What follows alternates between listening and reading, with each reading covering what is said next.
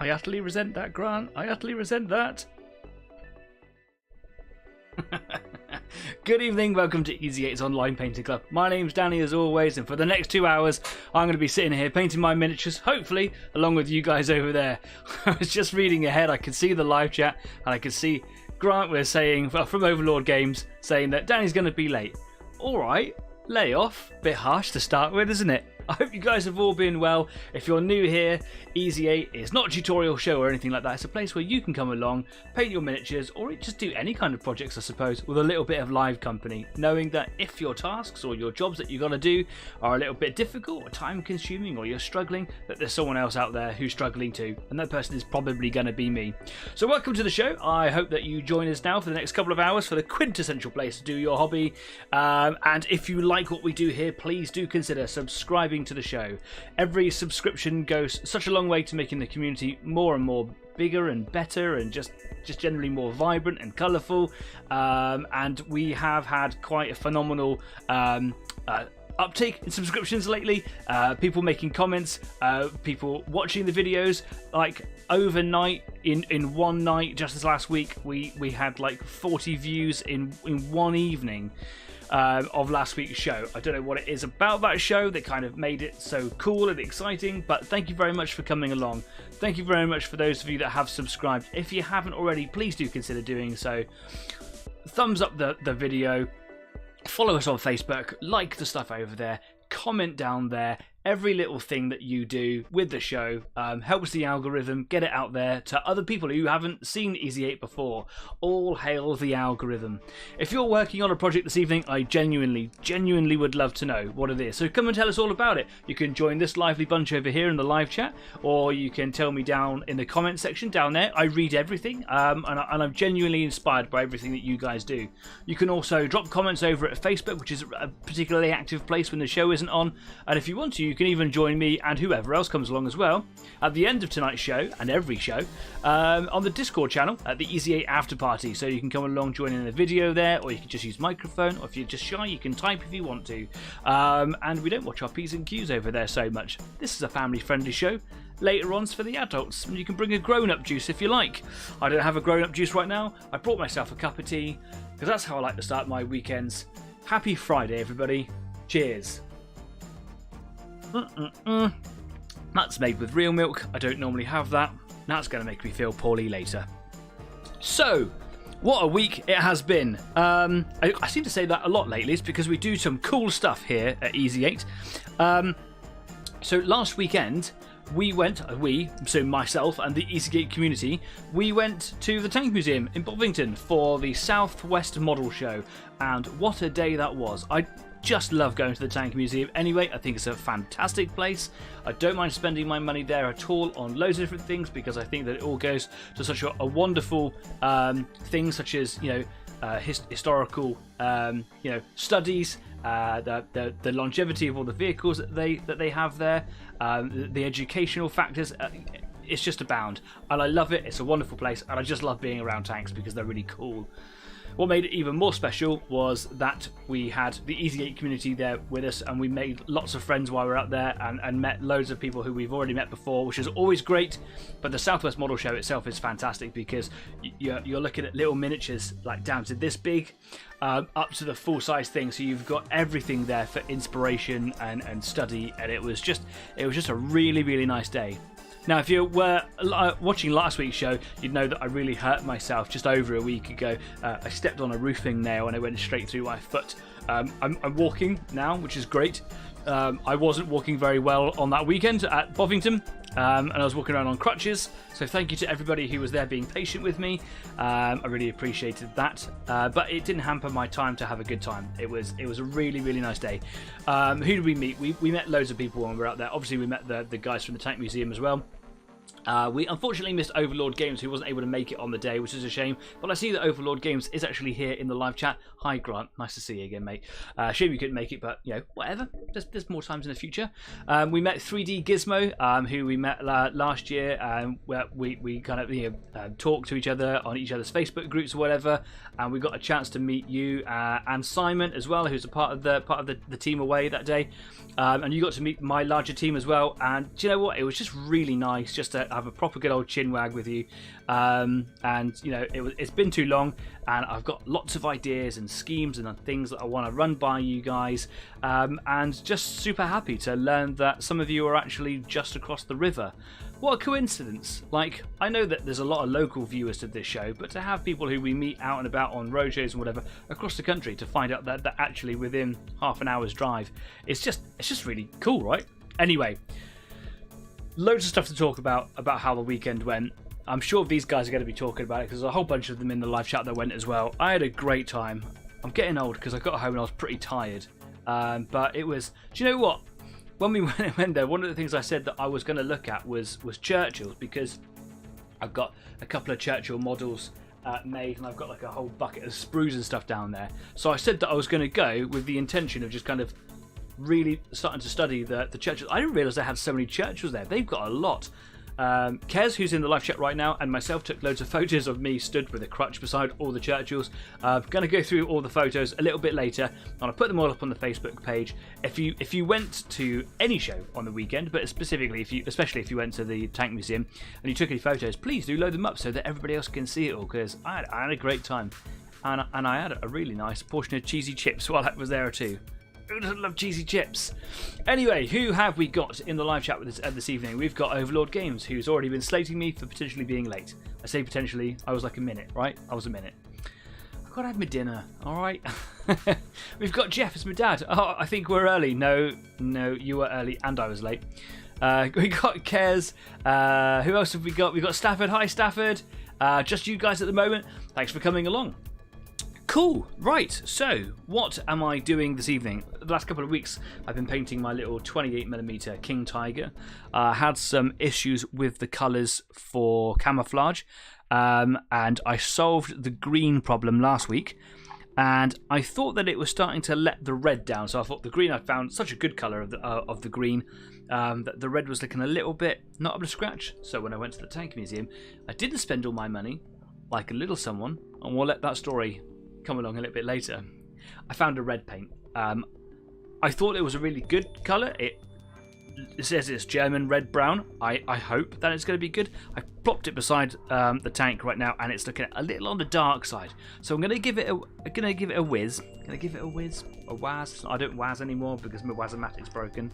Going to give it a whiz. Going to give it a trial and see what it's like. But it looks a little stark. Anyway, do you know what? I'm going to take you over to the workbench just to get this show started, and we'll have a look at what I mean. So yeah, anyway, don't forget to subscribe. Thanks very much. Here we go. So here's my tank.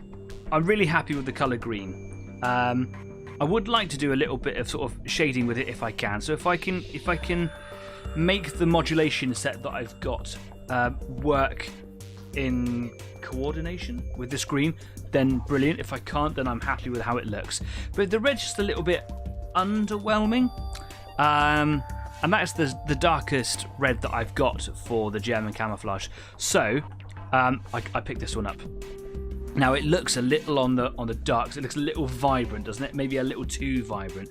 So I thought that I'd give it a little test patch and see how it goes. If not, this red is okay. I just kind of wanted it to be a little bit richer. This might just be a little bit on the too rich side. That being said, this green here looks really good. Oh, my webcam's shaking. Let me move my light. I've got to touch in the light. There we go. So this green here is a little bit more faded when you compare it to the green that's in the bottle.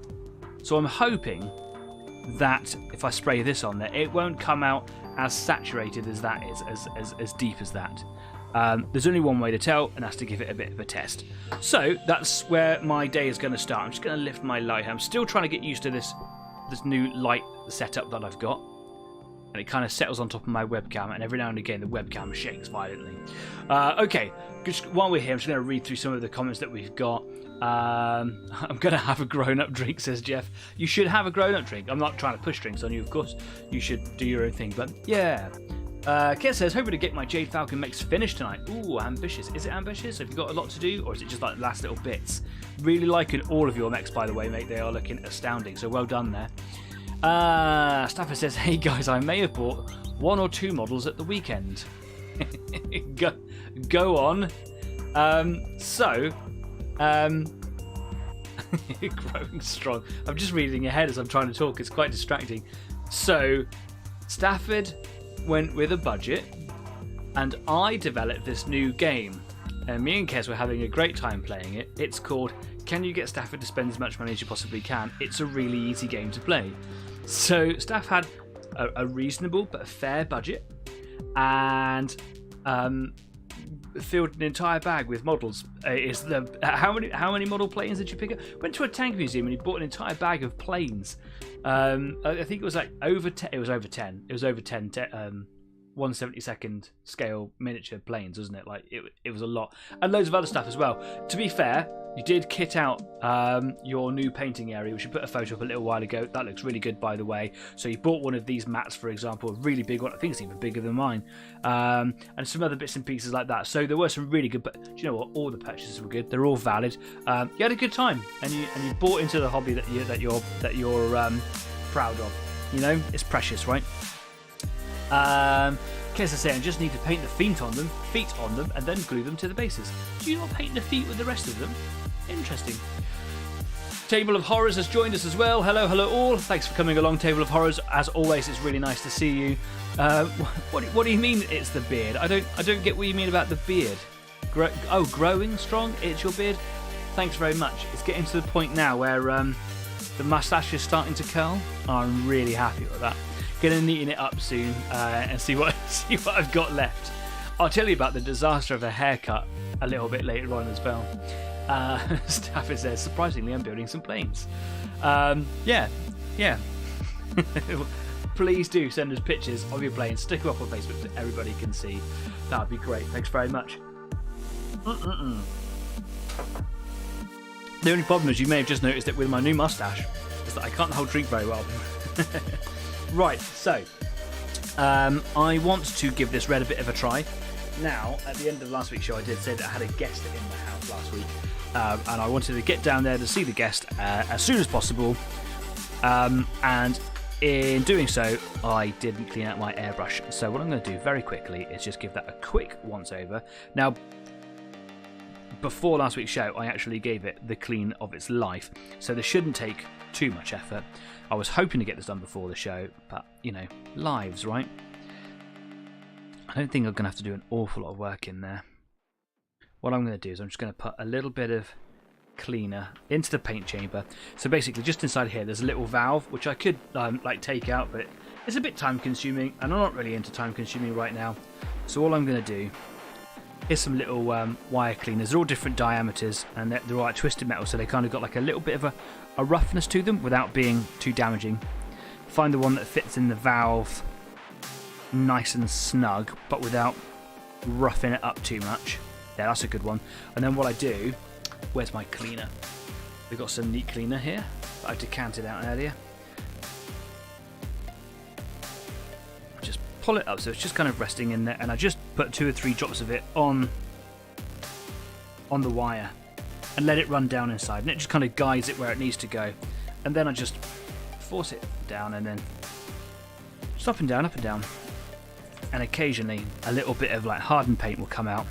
I don't think it's going to be that bad in there. So the paint I was using last week was really good quality paint, and like I say, I did give the airbrush a really good clean before then. Had it soaking in alcohol and things like that. There's a little bit of green coming out on my finger there, so I know it is giving it a bit of a clean. That's good. What I can do as well if I want to is just drop it in this way as well. I'll put in a couple of drops there. It's lovely. We'll go in through this way. Because basically that paint really builds up on that little valve in there. That little valve is like a little gasket head, a little O-ring that sits about roughly here. And it's held in place with a little brass screw. You might be able to see it just in there, maybe. And inside that brass screw is a little bit of paint builds up sometimes. I am spraying tea everywhere from my mustache, and you can see that it sits just here on the needle, and that's that gets sticky. It jams up, and also paint can dry on there. So again, got a little bit of cotton wool here, just a couple of drops of neat cleaner on there. Just run that through, and it comes off almost straight away.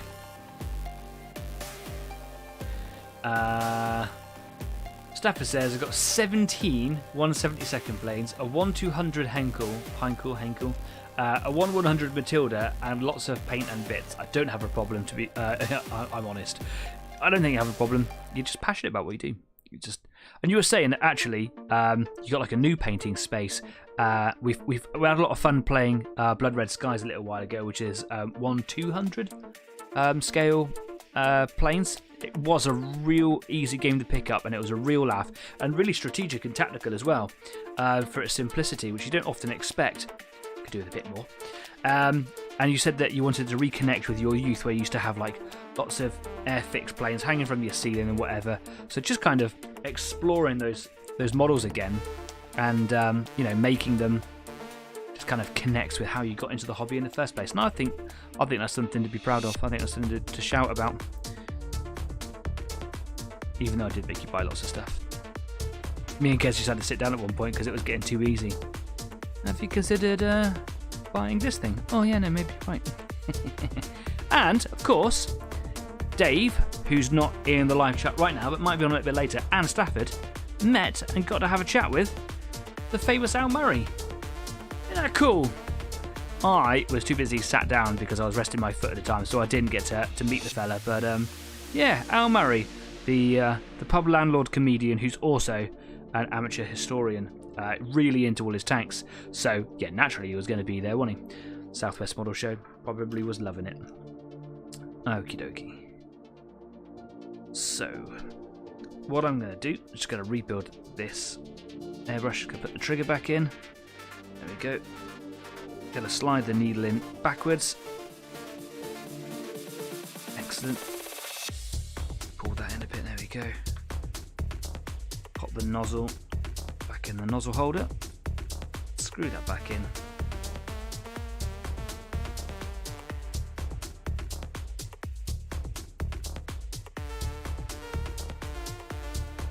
Little cylinder in the back there. We've got the spring.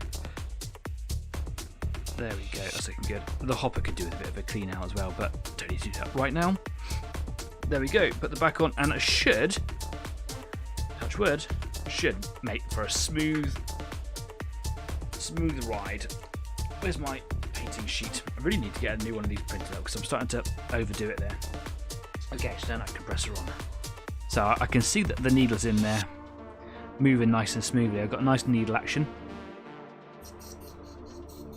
There we go.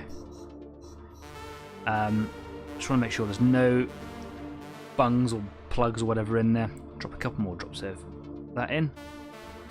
Let that sit in the paint chamber a minute. There we go. Lush. I also emptied and cleaned out my purge tank the other day, because I probably only ever done that twice in its life. And I've had it for some years now. Just in case I need that to hand, I'm just going to put that cleaner there. Let's get some water in the airbrush. Just flush that other stuff through and any other bits of debris. There we go. Kez says, I paint the soles of the feet when they were glued to the paint stand since I use see-through bases. Oh, I see. So you're painting the undersides. That makes a lot of sense, right? Cool.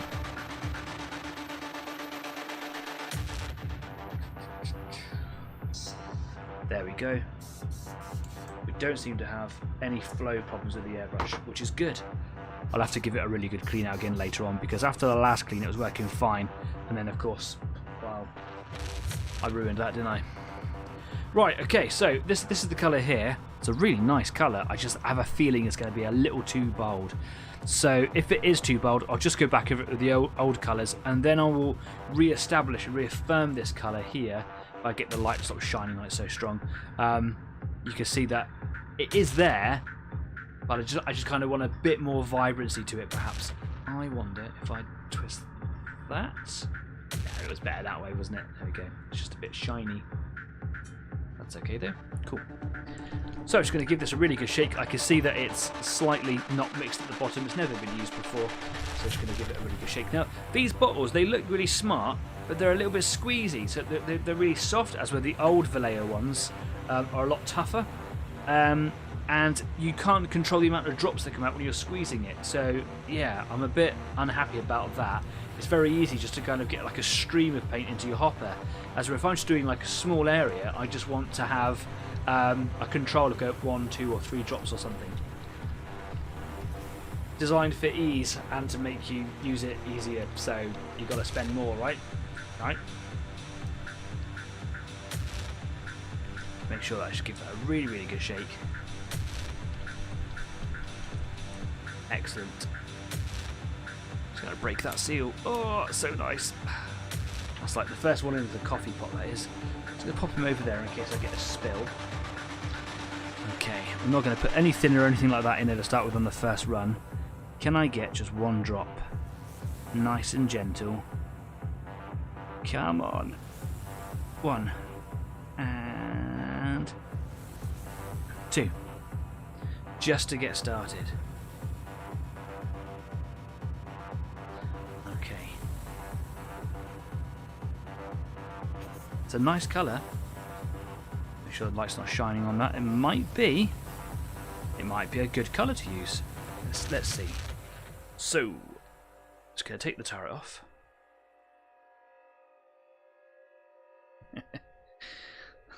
Jeff says, it's not a problem, Staff, if you can afford it. So, it's actually a very good point. I can't waz it, Stafford. I can't waz it. I don't have a Wazomatic anymore. Very sad. Okay, here we go. So, I'm just going to do this little bit here over the top of this vent. So actually like an air extractor, I believe.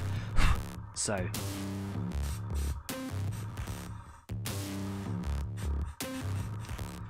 well, first sign says it's a nice rich colour. Doesn't appear to be too bad. Just trying to learn my flow control. There we go.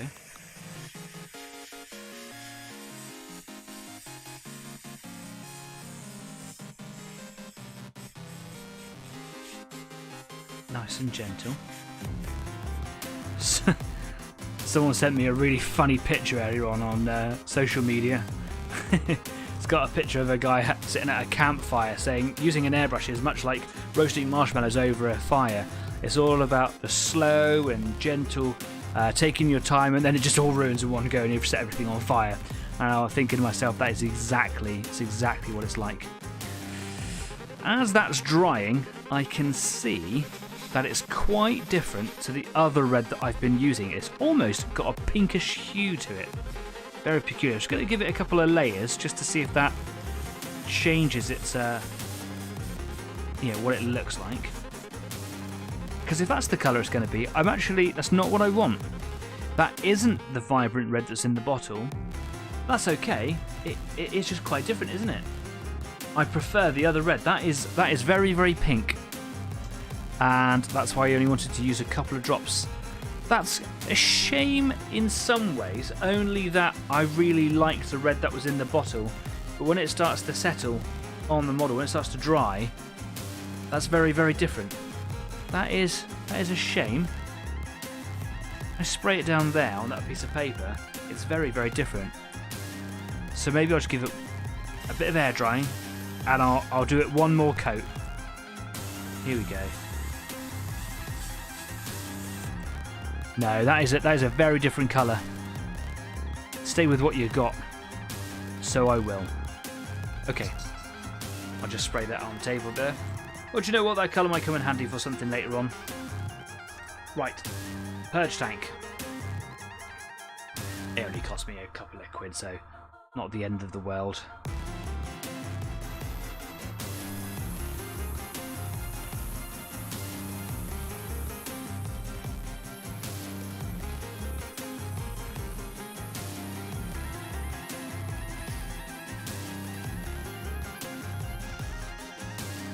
I see some people taking a mick at is that taking a mick at a Kez? It was peer pressure. Yeah, Kez, look what you made Steph do. Yeah, Kez. How dare you do that to someone in the Easy 8 community? You won't catch me doing that. It was funny. It was a good day though. It was a really good day.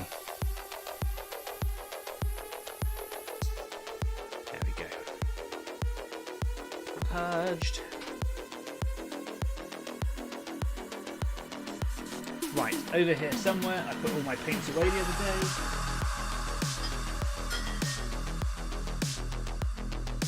Here we go. German camouflage set. So, as always, modulation set is the darkest red on there, I believe, that I was using. Just the others are all just very, very bright. And even this, what is the olive green shadow here, just goes on super bright. I just wasn't happy with that. But I want to re-establish those reds. I want to make them look nice and dark and bold. So here we go, red-brown shadow. And the idea is that you could use the lighter ones to kind of add some modulation. So you want to add a little bit of lighter shading. Lighter shading is not the right thing. Highlights. Use this darkest colour as the shades. There we go. It's strange, isn't it, that is the dark red that's on the tank, and this one is the one that comes out pink. Peculiar. What do you guys think? The new red? The old red? Because maybe my perception of it is wrong. Maybe that is more appropriate. And there's a bit of a delay on the video, so I'll give you guys just a chance to kind of listen to it, absorb, and see what and type and see what you think. Mike Turner has joined us. Hello, Mike. Thanks for coming along. I hope you're doing well. What's been happening, mate? So this one here is the new colour, which I think looks a little bit pink. And this is the old one, which I quite like the boldness of it. But you know what? The more I sit here and look at it, the more that colour looks appropriate. It'd be good if my auto brightness wasn't being affected right now. On the screen, the old one looks brown and the new one looks deep red to me. It looks deep red. Does it look deep red? My brightness is going all over the place on my screen, so I'm trying to get it to see what everybody else says. This is the new colour. And this one over here is the old red. Which one looks appropriate for German camouflage?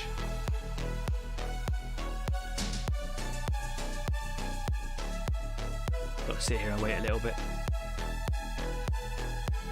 Mike says, doing a Challenger 1 for Finley. It is in the face of books. Oh, I'm looking forward to going to see it now. Thank you very much.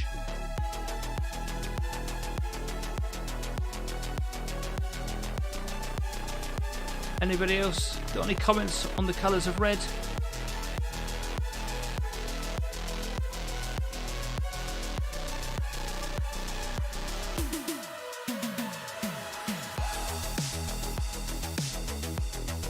Because it's not just on the screen that it looks pink to me.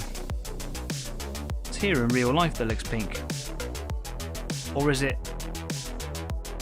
just because it's in comparison to that colour there? Maybe it looks okay. I don't know, I'm warming up to it. Oh, tough choice. Looking forward to some other comments coming in. Is there anyone that supports what Kez says? Is there anybody that prefers the old way? What do you think? Table of Horror says red ones will generally go faster. Use the first one for camo and the new one for replacement parts, possibly. Yeah, that's a good idea. It's a law of physics of something. Just orcs, red ones go faster. I loved it when they actually put it in the rules that if your vehicle is painted red, it goes 1 inch further.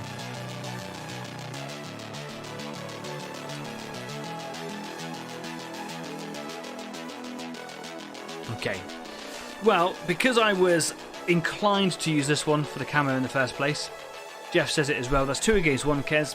But I do hear what you say. That does look more brown, doesn't it? And the other one, you think that looks deep red? From here it looks red, for sure.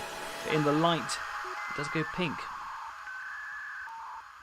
Strange, isn't it? I'm no longer talking to you. You're a bad influence. You're an easy mark. What can I say?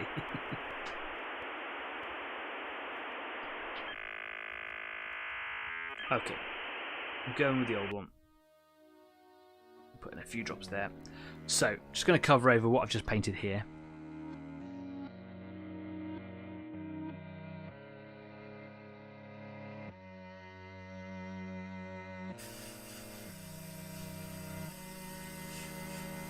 Yeah, I think I prefer it, you know.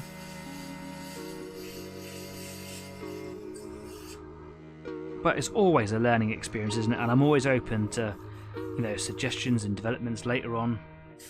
People can be like, no, dude, now that you finished it, it looks all wrong. That's fine. Come and tell me.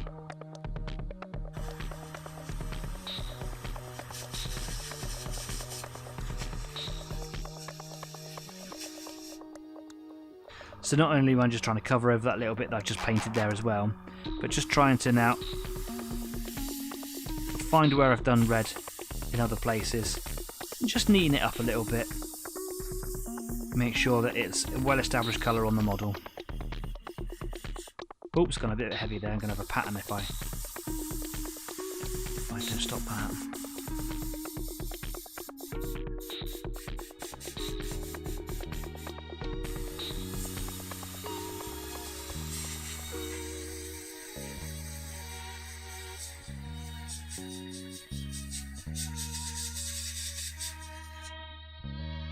Okay, that was quite nice.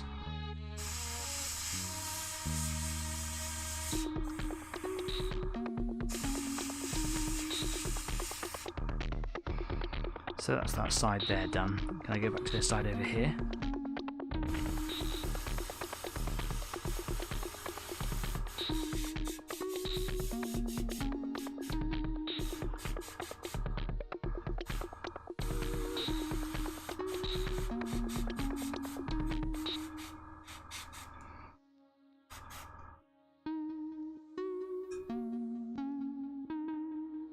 Well, I didn't do the little bit on the back that I was going to do last week.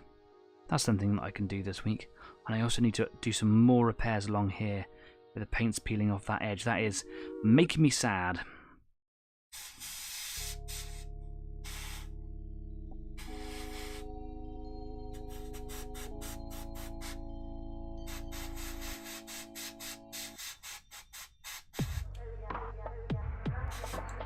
Okay.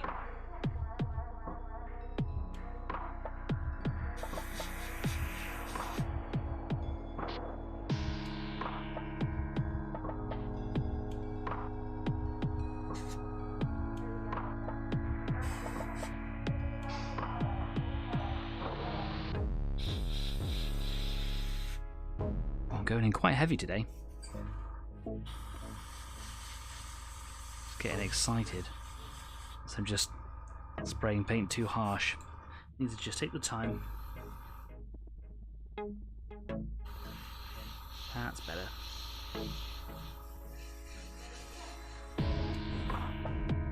Let's hit that with some cold air. Let that dry.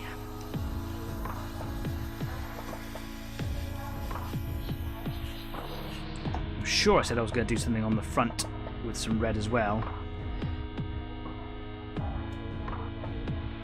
Haven't drawn anything on there yet. Perhaps I can do that in a little bit. I need to do some front and back bits as well. Okay, that's fine for now. Does it need a little bit of red in the middle? Could probably do like a little bit of red here, so maybe it's like a little line or something there. So perhaps I'll sort that out as well in a second. Let's have a little look at the turret as well. I'm just going to see what other comments are going in. Try and mix the two, says Kez. Yeah, that's not a bad idea. I don't think I'll do that now. That's something that I can, like, for future projects and just kind of my personal development of of camouflage techniques, but that is not a bad shout at all. I'm fairly certain that this is the right colour for it, German red-brown, and I know that red-brown is the colour that the Germans would use on this, and it does say it's a German one, so it kind of makes sense, but I was spitballing, and it was only a couple of quid, wasn't it? You were there, you know. Mike Turner says, I think the darker one is more for standard scheme. This one here, I assume, is the one that I'm doing now. I assume is what you're talking about. God, I love hawks. Yeah, me too, man. The red one looks like it complements the desert scheme more. Or this one, the one that comes out a bit pinky, that's not a bad shout either. I would choose the old one over the new one. Oh, okay, cool. In that case, I have made the right choice. Excellent. I'm going to pop the airbrush down for a second. I'm going to turn the compressor off. The compressor gets really hot. Right, so this is the turret. I didn't do any red on this last week, and I did some nice little mappy bits. I'm mapping things out with pencil, which I was really chuffed with this pattern. I think that looks really cool. I want to complement that with a little bit of red, but I don't want to lose too much of, the cool layout that I've got with the green on here already. I want to do some lines of red down the turret here. I'm probably going to do a red line here. So if I just went somewhere like that, and that'll go up to the green. If I did, so I left a big space, so I didn't just go red, green, red, green, red, green all the way along. I want to kind of break up the order that happens in, but I don't want there to be too much like red in one area over here. So I'll do a red here, so it'll go up to the green here. Everyone can see that. Wait for the autofocus to come in. I need to get a new camera, man. I need a proper, decent, mirrorless camera. So red, green. Then I'm thinking green, red, and then it'll go red, green at the end. That's my decision. Yeah, there we go. Now stop that pattern from developing too much. Here, I think I might do that red could come up from down here. So rather than just being a red ring, I'm actually going to bring it up from the bottom of the mantlet down here. The mantlet is where the cannon goes into the turret. I'll try and make it look a little irregular so it's not the same on both sides. There we go. So now the red's going to come up from underneath and up and around. That'll look pretty sick. Yeah, nice. I might do a little bit of red. It just kind of comes along here like that. Yeah, and that might even want to come up from underneath from the mantlet as well. That'll look nice. Yeah, cool. I'll leave that bit there. Over here again, quite happy to let the green be dominant, but I do want a bit of red. So if I make the red come from sort of here, like that.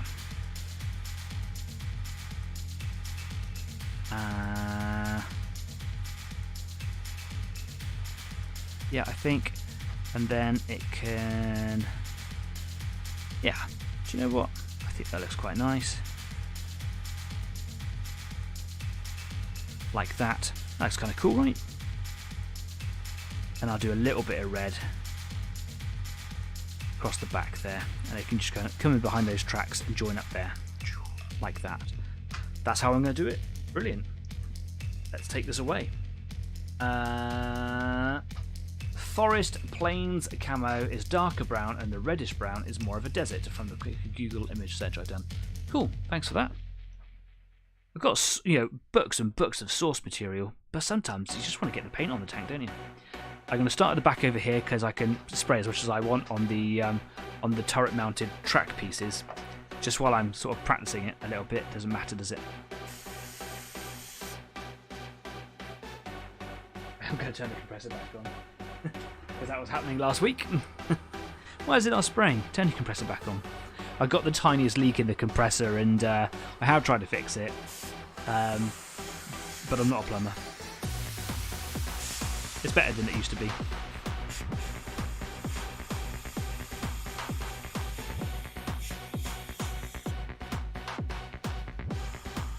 There's a little bit of that weird print artifacting there, and the previous paint didn't take to it so well.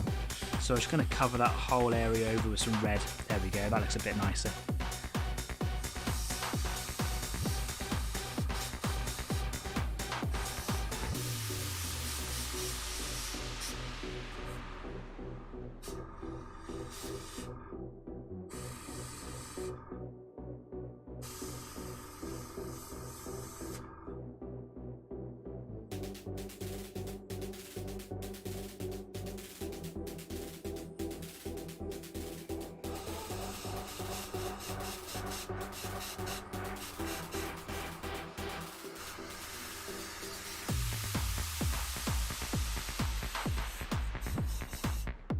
Struggling a little bit with the flow today, and that's not down to a blockage, that's just this paint is quite watery, and there's nothing, then it just comes out like water, but it leaves like a bit of a coloured tide mark.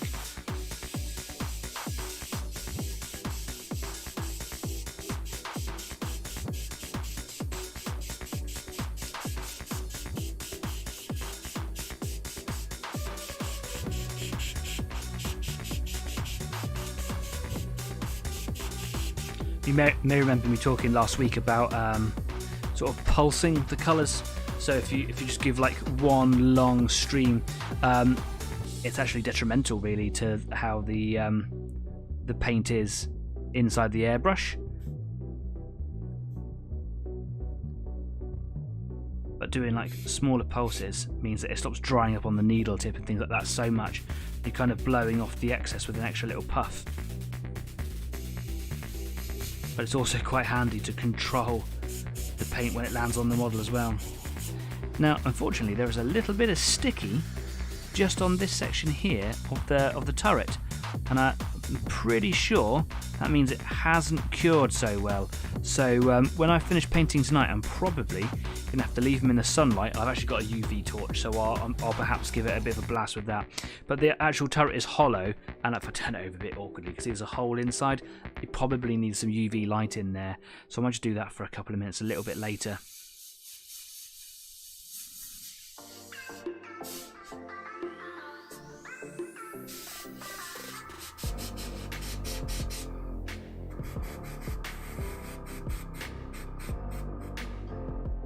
Doing a little bit underneath there just to make sure that I get the underside of that part. That's not looking so bad, is it? That's quite nice.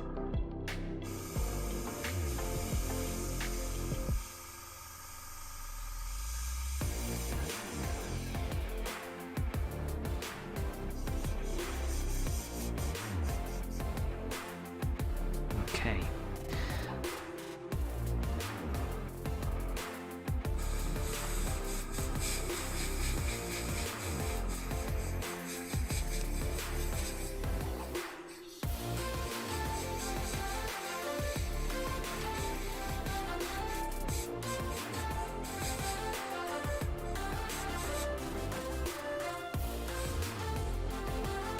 That is a sticky turret.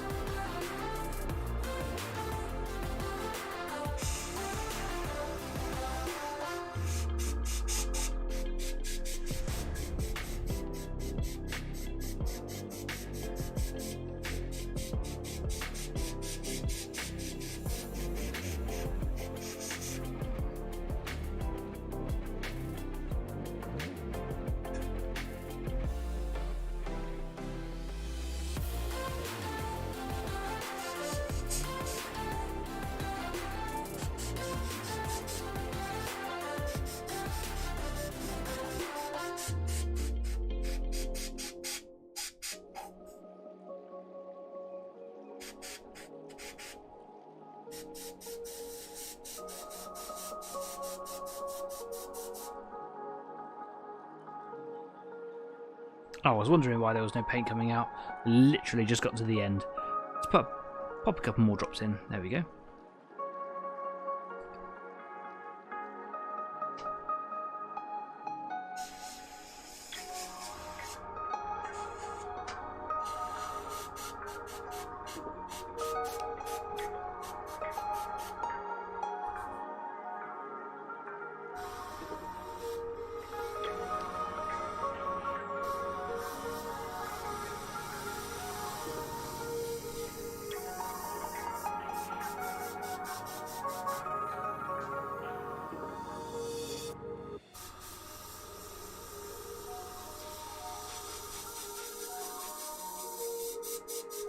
Every now and again, I just get the flow rate just right, and it just starts making the best lines, and then I have to like reposition my hand or something, and I lose it completely.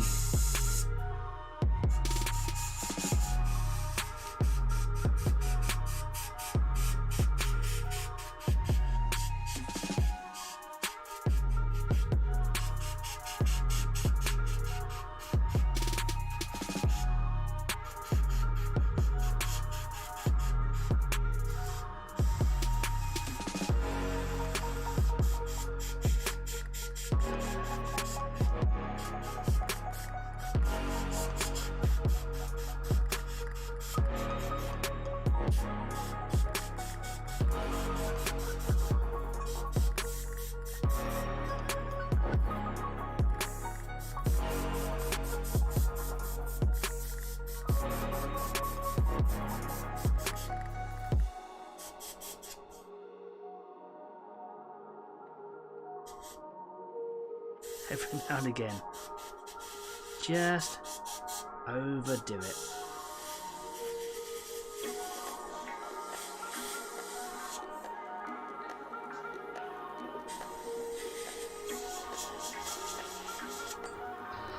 That's looking pretty nice. I like that. That's good. Do you know what I'm going to do? I'm going to take the little needle protector off the end there.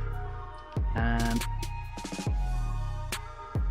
a bit of cotton ball with cleaner on the end.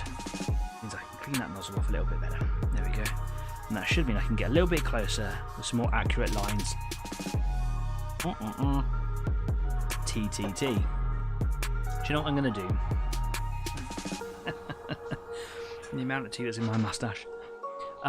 Jeff says, I see Achtung Panzer was released today. All box sets, no rules on their own for a while. Box sets kind of start around £100 and up to £500 plus. I believe you sent me a little picture of this the other day. Achtung Panzer is a new tank-on-tank war game to play. I know nothing more than that, other than I think it's in 28mm, but I could be wrong. I'm very excited by it. Excuse me, I've got the hiccups now because I'm that excited. You should definitely go and check it out. So from what I've heard, it's a direct rip of What a Tanker. Ooh, controversy. I would love to know a little bit more. I'd love to see like videos or anything like that. Do you know what? Watch this space. If I can find out any more information, I'll pop it up on Facebook. That is not what I wanted. This paint is coming out quite watery today. Behave yourself.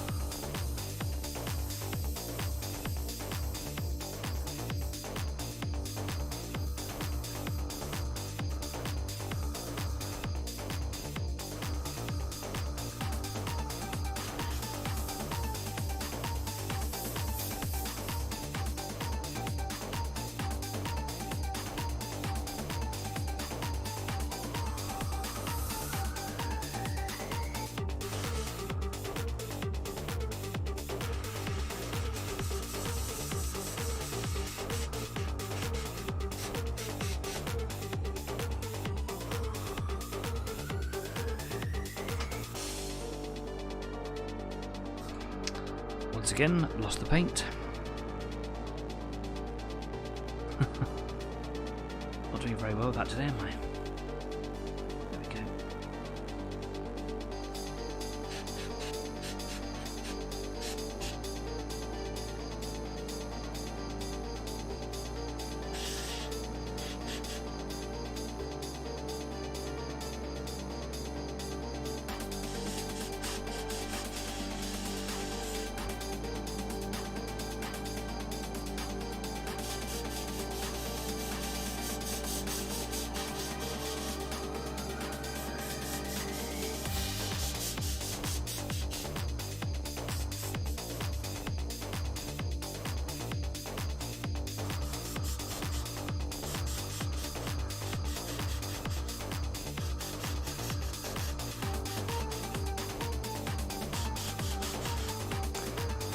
Just trying to get that pattern to kind of wrap around that part of the cannon there. I think it will look quite nice when I get it right. Oh, goodness. Ruined that. Fortunately, it's so watery that I just managed to get away with my my fingertip. What's going on with the paint today? I got the pressure up too high, perhaps. Let's turn that down.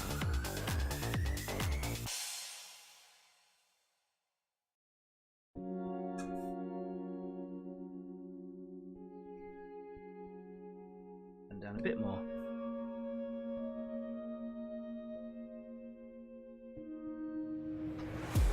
Might just be that it was coming out with such force that I would be able to stop it from spiderwebbing or as it just did.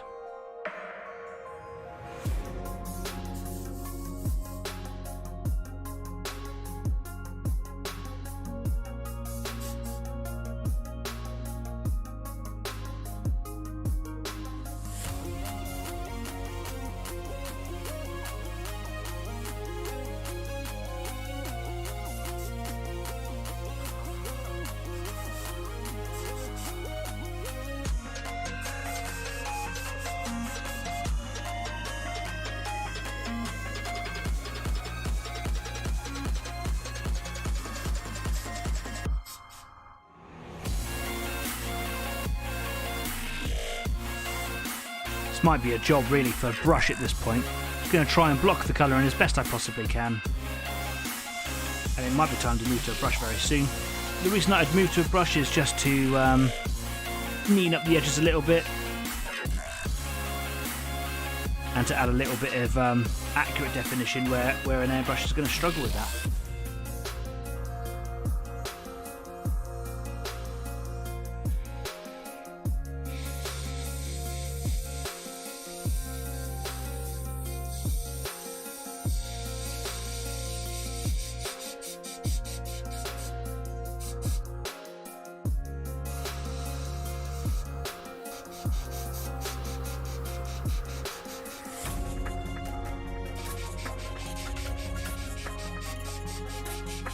I'm really struggling with this red today. Behave yourself.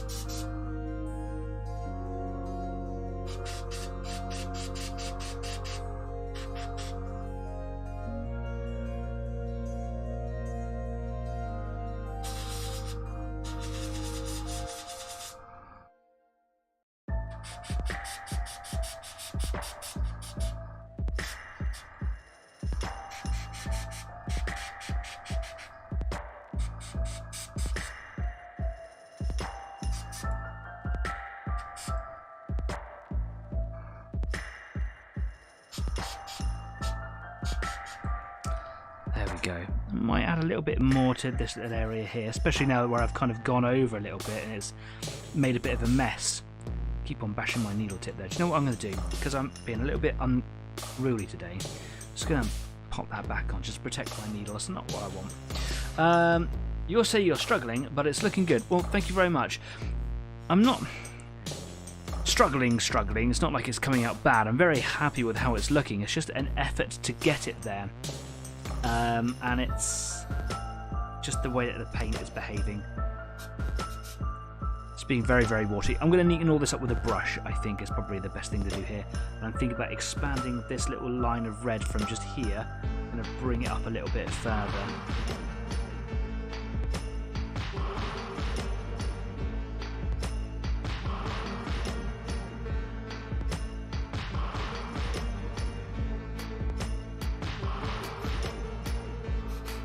There we go, that's looking a bit nicer. The paint just wants to run away with me, it really does. Okay, do you know what? I'm not going to fight you anymore. Let's go back to the hull that I had. I'm just going to see if there's like a sticky area of resin inside that recess, because that could be where that sticky patch was coming from the turret there. Nope, doesn't look like it. Actually, a tiny little bit maybe on the bottom there, which would indicate that it's coming up from inside the turret. Cool. Right. So I really need to sort this out. That's going to really bug me. This side's not a problem. Whatever. Righto. So I think that I just need a little bit of extra red here. I don't know where to go with it. Maybe I'll... if I come up from this side here, then it gives me a good excuse to cover up this little broken bit here. See that? So a couple of weeks ago it was going patchy here and I just brushed in that brown. But then over here it's starting to peel again as well. So if I was to do some red there, come up this side of the green here, and I think it'd be quite nice if I just kind of brought it in across the side of the turret ring there. So if I did something like that, and then down here, yeah, that'll look quite nice. Okay, last little bit of red.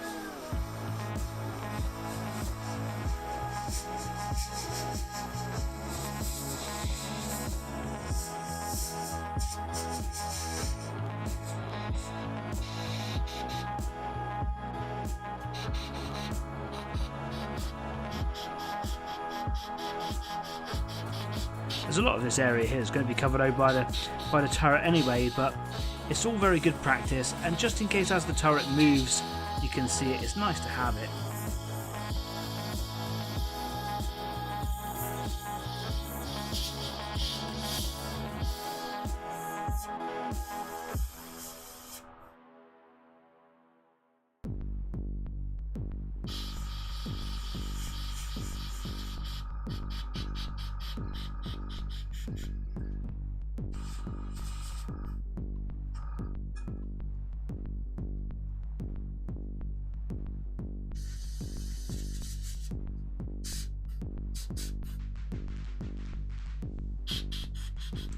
And I might need to come in a little bit and just re-establish that colour there as well later.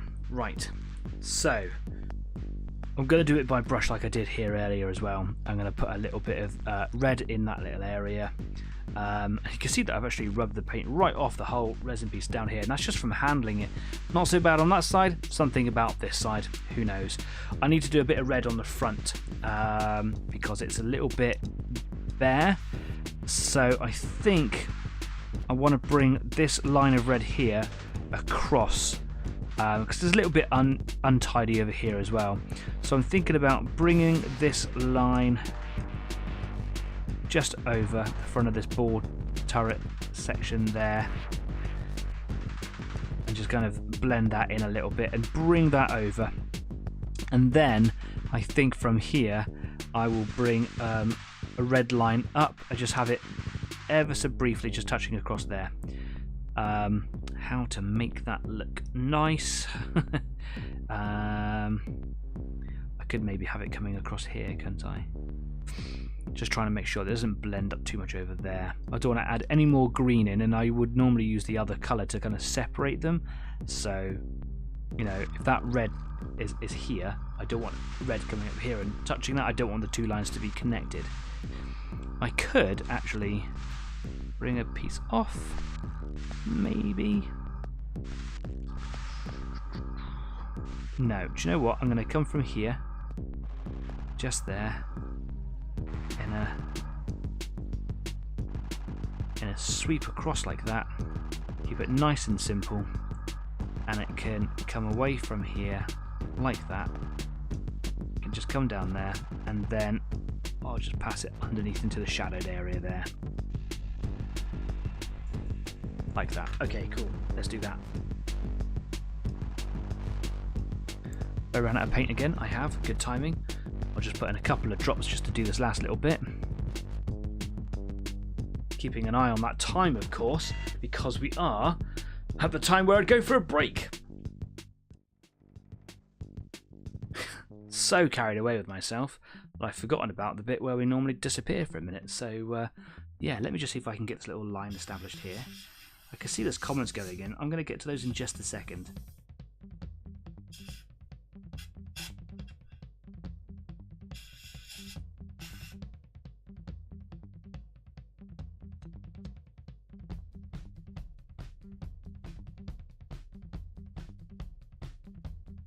Got a bit of paint drying up on the needle there, making it a bit difficult for that paint to come out.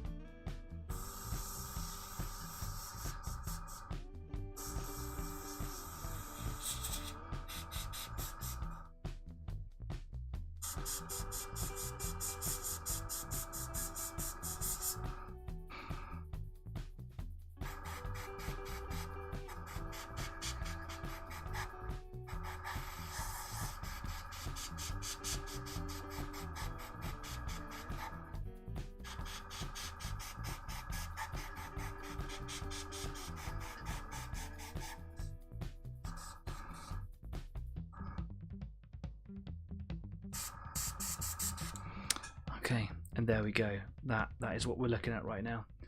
I am really happy with how all those colours are looking. There's a little bit that needs neatening up here and there. Some of it's coming out like really dark, almost black in some areas, and I'm wondering if it just needs a little bit of drying. But I'm going to come over and touch up all of these paints anyway. I have a feeling that a lot of my problems with the airbrush today might be down to the fact that the airbrush isn't as clean as it should be. Don't know why the paint's coming out so watery, but anyway, while I purge that, let's have a little look through what some people are saying here. Jeff says, yeah, it's a Warlord Games piece. That is, we're talking about the Achtung Panzer. A bit more to it than what a tanker, but the same idea. More kind of roleplay-ish. Build up your tank crew and keep them alive through the games. Ooh, I like that. That sounds interesting. Thanks, Table of Horrors. I really appreciate what you're saying there. Thanks for telling me that it's looking really nice. When the paint is coming off, I'd be tempted to do it silver. That's not a bad idea, but because of the time that was in, if it was silver, if it was metal, it would very quickly become rusty. So an opportunity to do some weathering effects later on. So Danny says, Staff, once you've finished the tanks, fancy painting a plane or two? Do you fancy painting 3 armies? Because that's what I'd be sacrificing to do that. Do you know what? We can certainly, we'll do it as a project together if you like. You can come over to my house, sit in my studio for a little while, and you can have a little go with the old airbrush if you want. How's that? What else have we got going in? Other comments. I have some buildings that need doing. It's just your fault too. Do you know what? Come on over, use all my gear. Why not? Let's do it. Let's make a day of it. You know we're going to talk about the meaning of the word break. Okay, cool. Love you too. Go change your paint water. See you in a minute. Bye.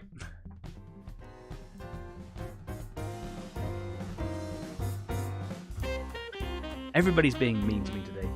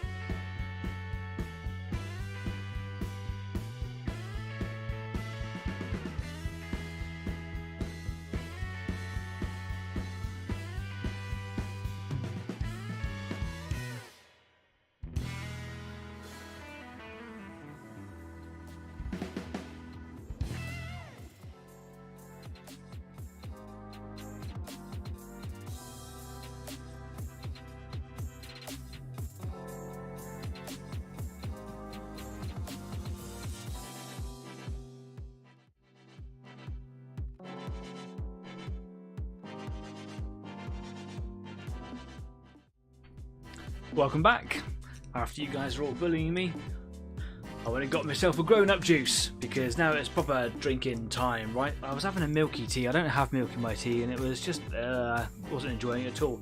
So here's a proper cheers to all of you for keeping me company this evening. Thank you so much. Yeah, I really need to get used to the whole mustache moisture. Staffy was just saying 4 Spitfires down, 2 to go, but scratch that, found another one. Yeah, it's got quite a few Spitfires to do.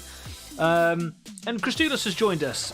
Made a year-long hobby, New Year's resolution. That's quite a mouthful. And have been knocking items off left and right. Leviathan all built, finished up, and some board game campaigns, and just finished my first Battletech squad. Wow, it's only mid-February and you've done all that already. Well done, you. Congratulations. The whole Leviathan box set, really? I mean, maybe you've been doing that since before New Year's, or you've done all that in New Year, like 6-7 weeks of hardcore painting. Well done. I applaud you. That is, maybe you should be running the show and I should be coming along for inspiration. That's incredible. Well done. I'd love to see some photos, so please do stick them up on Facebook. You can also put them on at Discord at the Easy 8 after party. Forgot what it was called there for a second. And you can come and join me at the end of the show if you want to. Join in with a little video, or you can just talk if you want, or you can just type if you're a little bit shy, or you don't have a microphone or webcam perhaps. But a lot of people come and join me at the end of the show, and you're welcome to do so. I'm actually going to put out a call to arms and say that if you're a part of my Easy 8 team, got some really cool and exciting things to talk about with you. So if you guys can make it, that would be great. No pressure if not. And I'd love to have a catch up as well with Overlord Games, because we've got some exciting developments in the pipeline. But all are welcome to the Discord. Why am I struggling to say words today? Sometimes I forget what I've got to say when I get stressed. I'm not stressed, I'm well chuffed. I'm well happy with how this is turning out. Been putting some nice camouflage colours down with the airbrush. Just clean the airbrush out now because I'm going to try and move over to brush. And then I'm going to give it a lick of varnish as well, just to kind of help protect it. Got some peeling paint in places, and while as controllable at this time, it will get a bit difficult to manage if I don't sort it out now. So I'm going to have a good go at that. Table of Horror says, I have a Dreadclaw drop pod to do, but too scared to start. Is that the one with the kind of claw, or is that Charybdis? What's Dreadclaw drop pod? What's that one all about? Tell me all about it. I do like a drop pod. I like the idea of drop pods. I think they're well cool. Don't be frightened to start it. Just get some paint on it. Stop it from being grey. Every journey starts with a first step. Get your primer colours down. Get your base colours down, and then just let it kind of take you away. Take it, you know. And do you know what? Sometimes less is more. You don't have to do grand schemes on it. Just like pick maybe 3 colours and kind of have that in mind. And if you wanted to kind of spice it up a little bit, if you wanted to have like re-entry weathering on it as well, then you could do kind of like a nice charcoaly effect coming up from the bottom, and you could do nice scorch lines. Those sorts of things are really, really easy to do, and I'm more than happy to talk you through how I would approach that if you like. Christina says, thank you, but your show has helped tons. Thanks, man. I really appreciate that. Having some carved out hobby time each week helps to stoke the fire. Yeah, that's exactly why I do it. You're more than welcome. It helps me engage with my hobby as well. And this has become like a lifestyle now. I love it. I love connecting with you guys. Yeah, it is a little bit different than normal. Like if I find myself some hobby time away from the show, it's dedicated. I get a lot done. There's a lot of talking and just kind of interacting, but it's a club and that's what it's all about. So yeah, love you guys. The Dreadclaw is like the little brother to the Charybdis. The big claw pod. Dan had a bit of a clean-up in the workshop and found your half-finished drop pod. Oh, okay, cool. Thanks. Oh, do you know what? Maybe I'll do a drop pod too. Oh, weathering. We'll be getting AK stuff for weathering soon and starting my journey. Yep. Do you know what? Detail it all. Take pictures of your journey. Stick them up on Facebook. Because I'd love to see how it goes. That's really exciting stuff. Cool. When we went to the Tank Museum over the weekend, like I was saying earlier, we got to meet a lot of cool people. One of those cool people was, I can't remember the gentleman's name, but the company was ABC Brushes. I'm going to show you the little leaflet in a minute on the overhead camera so you can see this a little bit more. ABC Brushes reached out to us because as we were walking around, me and the crew, there were 4 of us, were wearing the Easy 8 designer hoodies. And we were recognised from when we went to Recon. Recon was back in the 2nd of September, December last year, and we went all the way to Bradford, which is quite a distance for us to go. Again, kudos to Dave, who drove me and the Easy 8 team that weekend. For us to be recognised so far away from home, after quite a long time, frankly, that has passed, and a lot of things have happened, Christmas, New Year, etc. It was a delight, really, to be recognised. So, I'm so sorry, I can't remember your name, and I'm terrible for it, but ABC Brushes, thank you very much. It was a really nice chat that we had. You were super, super kind and generous. And I wrote you a thank you message on Facebook. Gave me 3 sets of brushes just to try to play out with, etc. That couldn't have been any more generous thing to do. So thank you so much for that. ABC Brushes, and I'm not saying this because like I've been paid. I don't do sponsors. I don't do that sort of thing. My opinions are all my own. I am never paid for anything. This is total free hobby stuff. We had a good old chat with ABC Brushes, and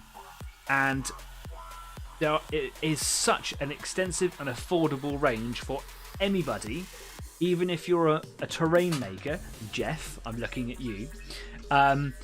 If you go through your brushes really quickly, there's loads of all those sorts of brushes there as well. They go up slightly in price as they go up in quality. The quality of all of these brushes, and these are sets for like £7.50, £5, £5. The quality of these brushes is really, really good because they're all synthetic. So ABC Brushes try to stay away from sable. Really struggling with my words today, because they can be very expensive, they can be hard to source, but actually synthetic brushes are just as friendly. So if you are in the market for some new brushes, for a third or a quarter of the cost, you can buy this whole range of brushes here, for example, in the same size range that I use in my sable brushes. And frankly, if you do look after your synthetic brushes, they do last you for quite a while. Fair enough, they won't last you as long as a sable brush will. I wanted personally to get into the world of sable because I wanted to limit the amount of brushes that I had, and I was looking for just kind of spicing up my own techniques and skills. And I found that with brushes, with synthetic brushes, because I wasn't very good, I was going through them I was going through them really quickly. I wasn't treating them very well, and because of that, the brushes deteriorated rapidly. Because that's what happens with a synthetic brush; they don't last as long. But these are really good quality brushes. And Jeff's saying, like, show us up on a close-up. I'm going to show you on a close-up. And this is just literally, this is 3 packs from a huge display. I've got a load of little brochure pamphlet things as well, but you can check ABC Brushes out on Facebook. There is a link that I've had the foresight to consider doing now. Is down there in the description of this video. Go and click on it. Leave a little message up on the mentions tab. There's like a little mentions tab there as well, and say that you were directed here from Easy 8. It helps us grow as a community, but it helps shows where his sources of interest are coming from.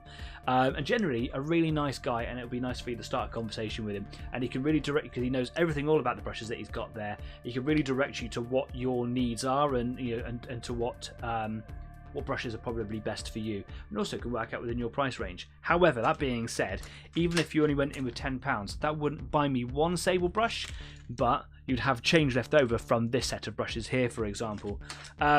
So I said that I'd have a good old play around with them and a good old go with them. I don't think that I'm gonna really do much with them tonight, because I use my brushes and I'm only going to use 1 or 2 here on this particular project here.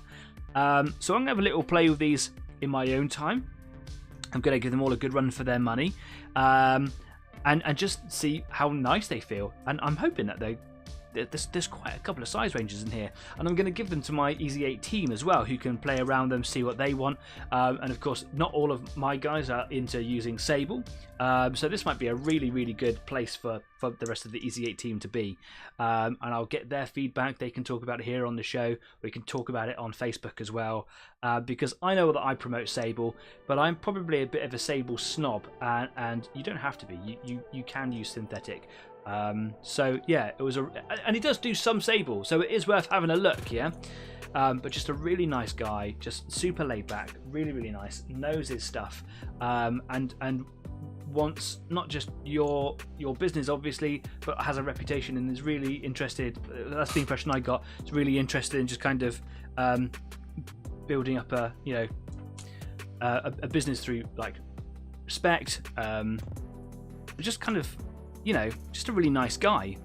Go and check out ABC brushes. I've got 3 sets here for free. That was really, thank you so much. That was so kind.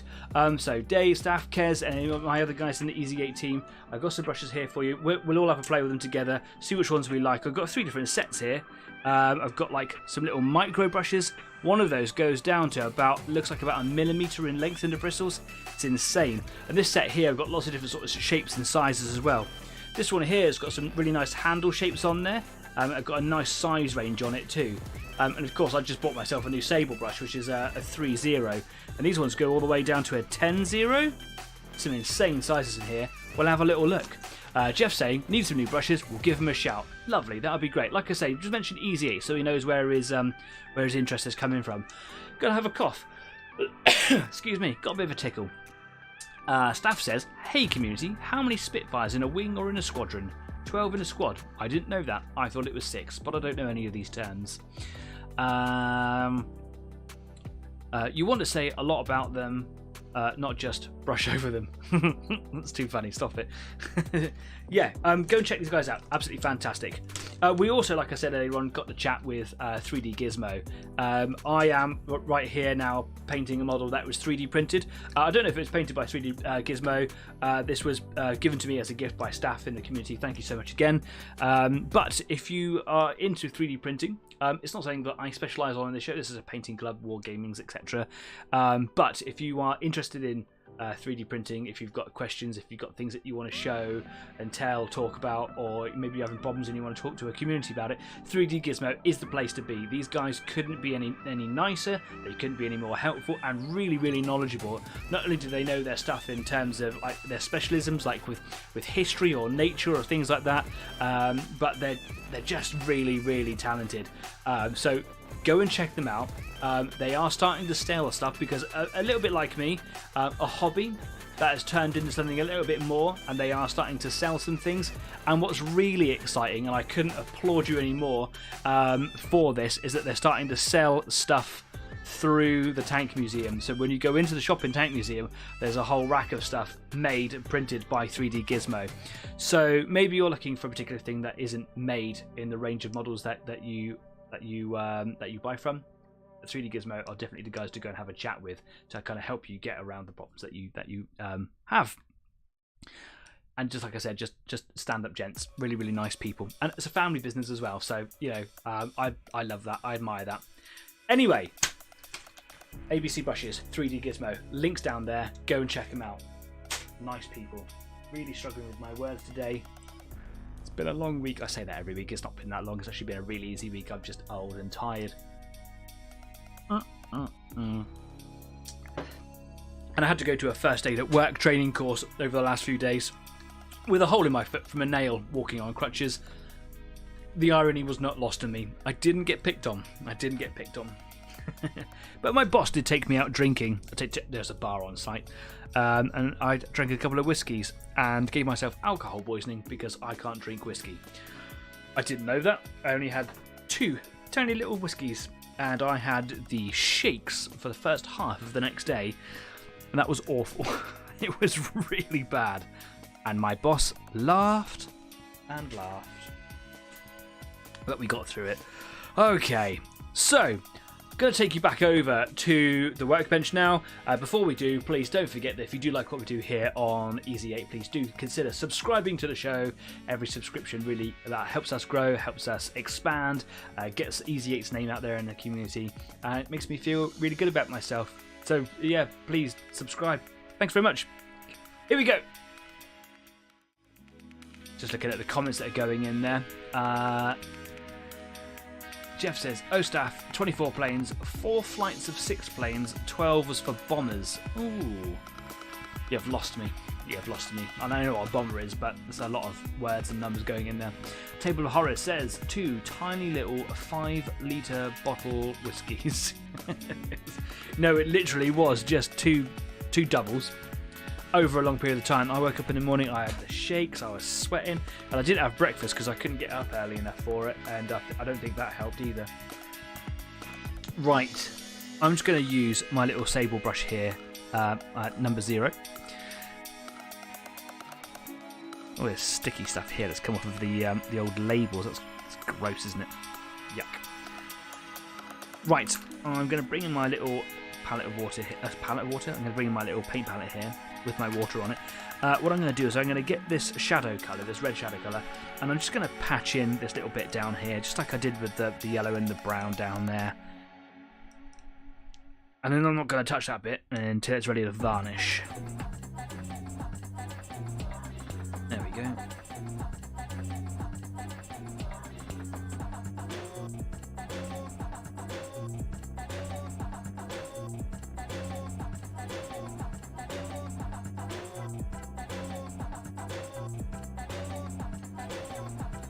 I'm going to slap this in quite heavy. I want it to fill that little gap, really. Because acrylic paint is essentially plastic, it should, hopefully, seal that up. Excellent. Okay, I'm going to leave it like that for a moment.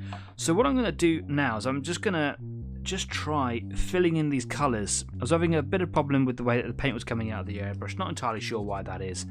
And it's left my painting looking a little bit patchy and a little bit faded out around towards the edges. Because I'm fairly certain it's the diameter of my needle as well, it was making it look... well, I wasn't able to get close enough to make defined lines. So I kind of got these really faded out bits along the sides here, and it meant that I couldn't get in close enough to do the bits I wanted to do, and to cover over the pencil lines. You can't really see a pencil line from there. I can, it's quite clear. So what I'm going to do is I'm just going to practice to start with underneath where the turret goes, in case it looks a bit rubbish, because an airbrush is going to leave you with a really nice, fine, textureless section of colour. A brush could go streaky with bristle marks and things. So while I would prefer to be able to hone in my skills as an airbrush artist, some things, probably down to a lot of my skill as well, have meant that I haven't got the effect really that I wanted right now. So what I'm doing, probably using the wrong size brush right now, so I didn't think about really filling in my colours, is I'm just going to try and just neaten up and embolden the edges of the colour. So you can see here, I've got quite a stark line of red now against that green. I'm not sure how I like that yet, but I will come in with green as well and maybe butt those colours up against each other.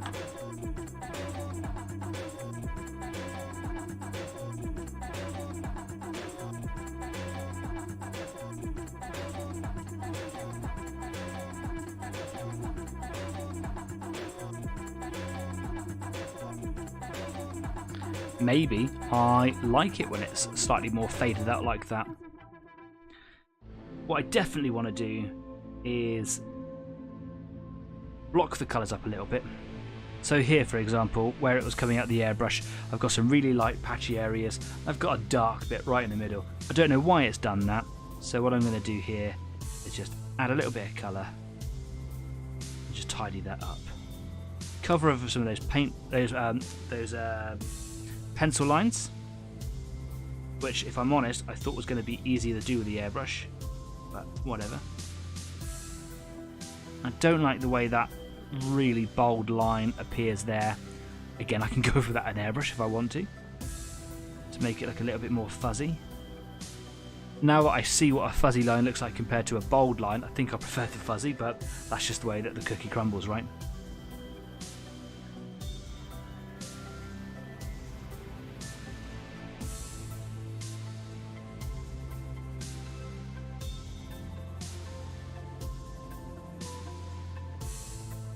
do have some streaky brush strokes there, which I'm not entirely enamoured with, but I have run out of the paint already. Where's it? What did I do with it? Where's it gone? There it is.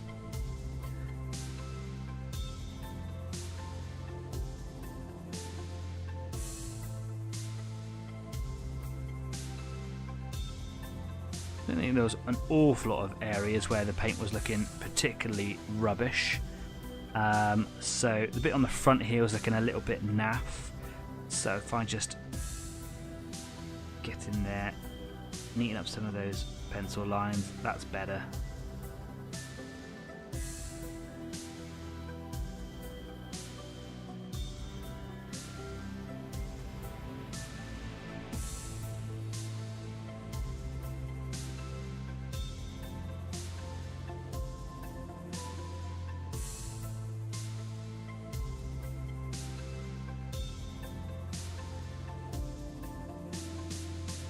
The paint is being agitated by the rough texture of the 3D print and is making the paint go all sorts of sudsy. It's weird.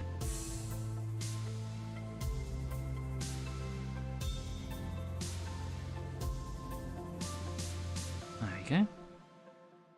And I'm just gonna... Well, I wasn't able to get a taller. This is one of the reasons why I've gone to a brush right now.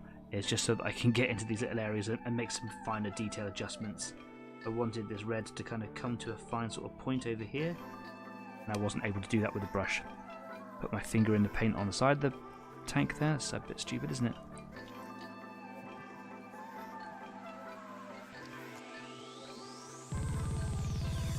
There we go. Didn't take the red all the way over there like I should have done, so what I'll do now is I'll border that in with a little bit of brush painting.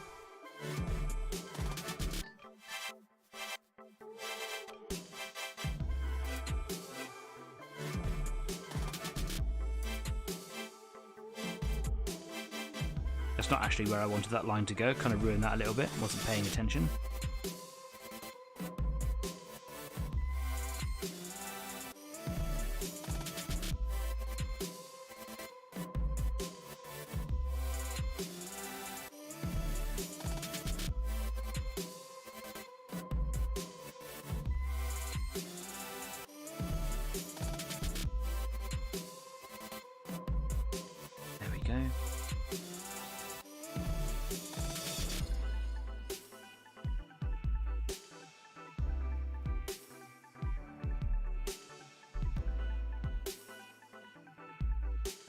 Because these are airbrush paints, they don't have an awful lot of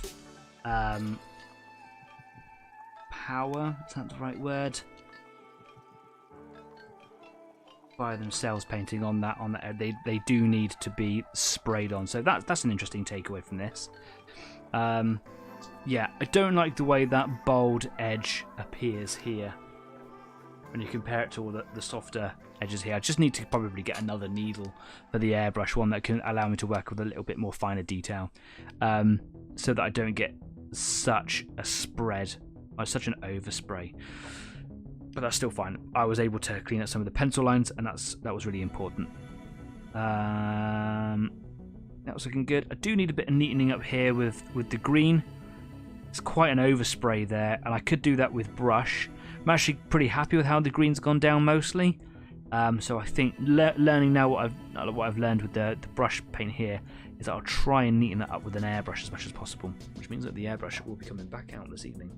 Going over to the turret. Again, there's a few spots on here where I need to get rid of some pencil lines. Like here, for example.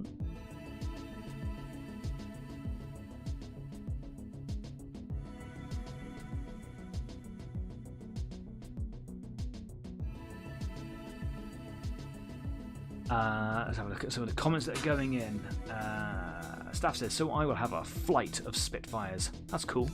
Now you need some 109s. Got 3 of them and a couple of Fockers. Oh, I don't know if I should say that while I'm drinking. Christula says, said this before, but loving the camo job. Thank you very much. Pigmentation? Pigmentation? You just saying a word with many syllables? What are you saying there? Are you picking on something that I've said and I don't remember? Oh, I know what you're saying. It's just suddenly occurred to me. Yeah. Man, I talk a lot, alright?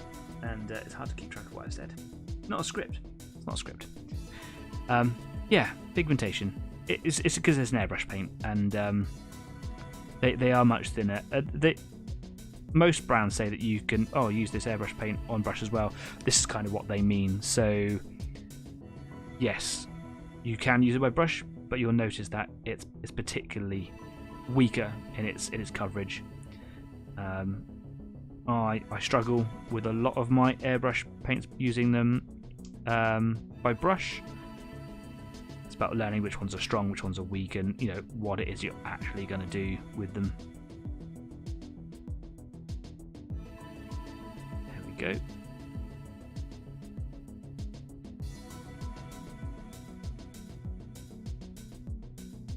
That's looking kind of cool there, isn't it? I like that.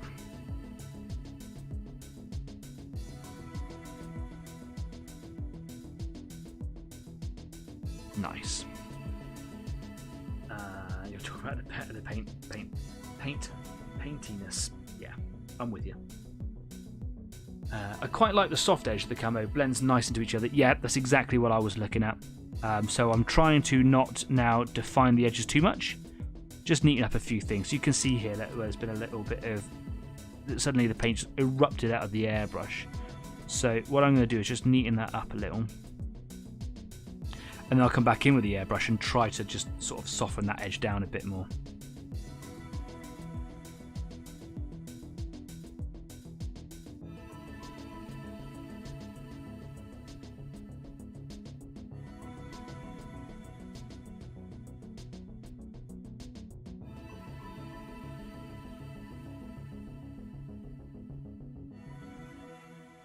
Because this paint is very watery, it doesn't hold the bristles of the brush in position. This is what I found with the other paints as well. It means that you can't get the detail precision that you want. You're relying on the paint holding the bristles to a point, because the bristles won't do it by themselves, which is why we lick bristles. Anybody who's been doing miniature painting or even canvas painting for any length of time will know that it's not very long before you start licking your paintbrush to try and get it to behave in the way that you want it to. So if your paints are too watery, then yeah, it's not going to hold. You're not going to be able to get that detail. And that's exactly what I was starting to find just a second ago. What I really needed to do is to do these bits around the cannon barrel, where it was pretty hard to get the airbrush to do what I wanted it to do.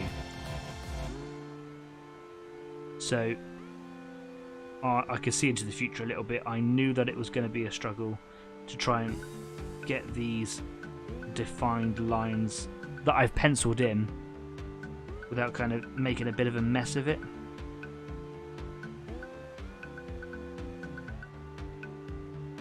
Now, something that's worth considering as well is that on tanks, the paint jobs wouldn't have been like super pristine neat, dependent on the tank and the time and the location as well, I suppose. Some of them coming out of the factories would have looked perhaps a little bit tidier, but oftentimes tank crews were given a couple of pots of paint or a bucket of paint and a mop, and told to go and sort out your camo colours. So you can imagine painting with a kitchen mop probably wasn't going to give you the most, it wasn't going to give you a finesse on your paint job.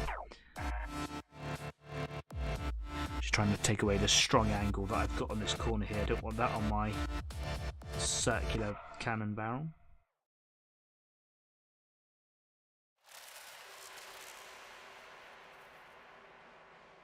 No hard edges, please. Thank you very much. A couple of last little bits here. This little bit's going to need a bit more addressing in a second. Mike says, I've also discovered the hard way that the airbrush paints don't really work for dry brushing. No, they don't, because they're far too watery. I also have learned the hard way. I thought that if I just dried it off enough that it would have the quality that I was looking for. But you're right, they don't. Because I'm a noob. I'm not a noob, I'm just really not very good. So anytime that I hear someone saying, oh, you're doing a great job there, it really is a big victory for me.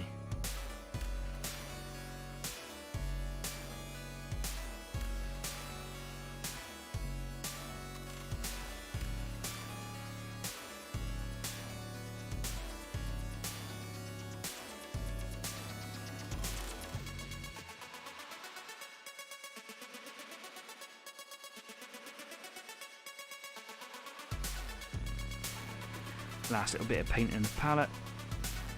Last little bit really here. There we go.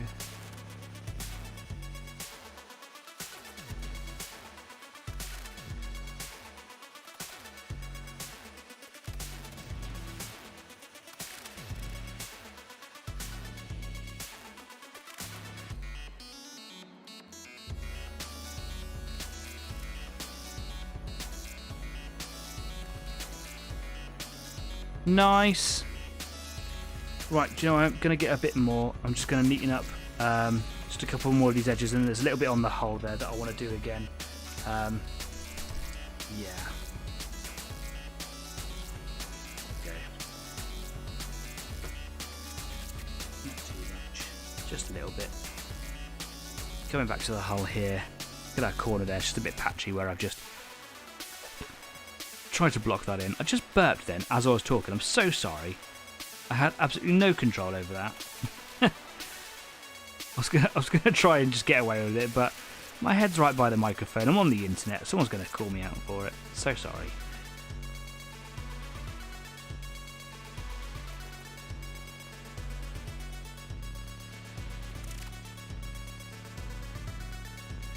There we go. That's looking a little bit better. Again, I'll come in with the airbrush in a minute.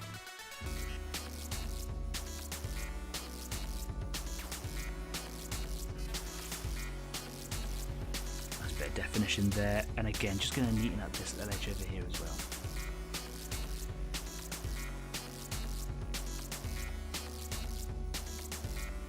Now while that's drying, shouldn't take too long, let's have a look at those brushes from ABC Brushes, shall we? As I said I was gonna. The reason that I didn't really get too involved in them today is because I knew that I wasn't going to be doing an awful lot of painting with brush. I just knew that was going to be the case. So I promised that I will find a project in the very near future where I get to get all these out, have a really good old play with them, and if I'm not going to get to a project anytime soon, then I will give them to my Easygate team and get their opinions from them as well, and they can talk about it in here. They can do like a little thing on Facebook about them as well, and then of course I can kind of repeat on here so that everyone kind of gets to hear the quality of these brushes. Now here it is the largest set that I've got. You can see they've got all the different sort of shapes and sizes in here. Just let the brightness kind of die away a little. Yeah, all sorts of shapes and sizes. The one I'm quite excited about is this big chunky one in here, which looks like it's nice and soft. You could do normal painting or dry brushing with that as well, I suppose. There's a couple of slightly smaller versions of it in there too. Do you know what? I'm just going to open it. I'm just going to do it. I've taken my knife away. That's a good start, isn't it? What have I done? What have I done with that?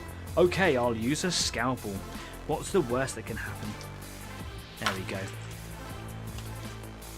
Let's get all these bad boys out. This one doesn't have a price on it, so I don't know how much these are.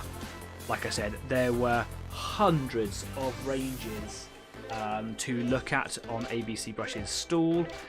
So if I had one from every single one, I'd be here for a lifetime. But that's a really nice chunky brush. I just like the size of the handle on that. When I compare that to its equivalent I can think of from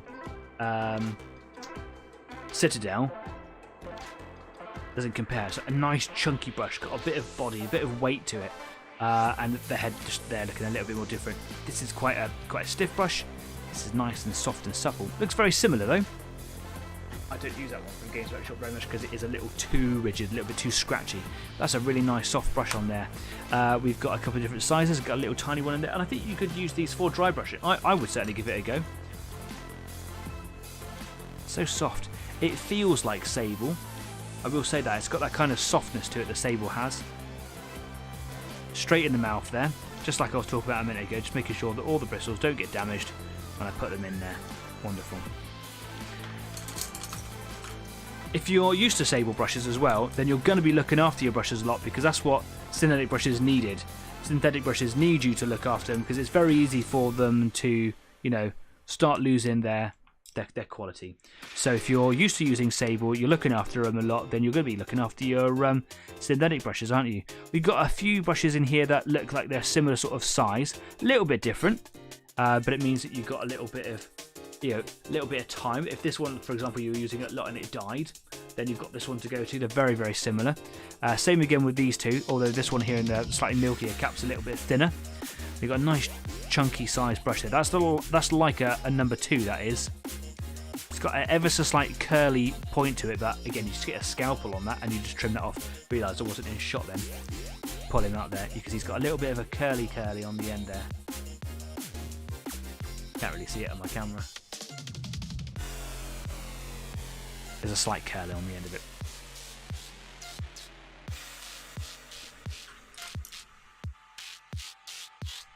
A nice little square tip brush there. Oh, that's a really good stippling brush for doing weathering techniques, that is. That's a round brush but with a flat top, and it's quite rigid, so you can do sort of stippling effects with it. That's going to be really, really useful. That's a really good brush, that one. Oh, it actually even says it on there.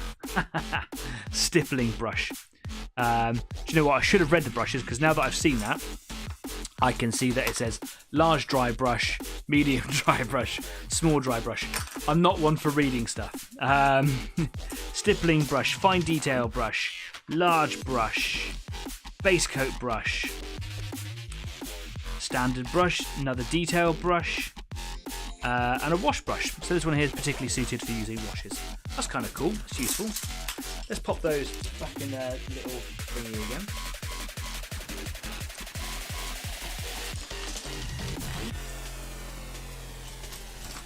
Lush.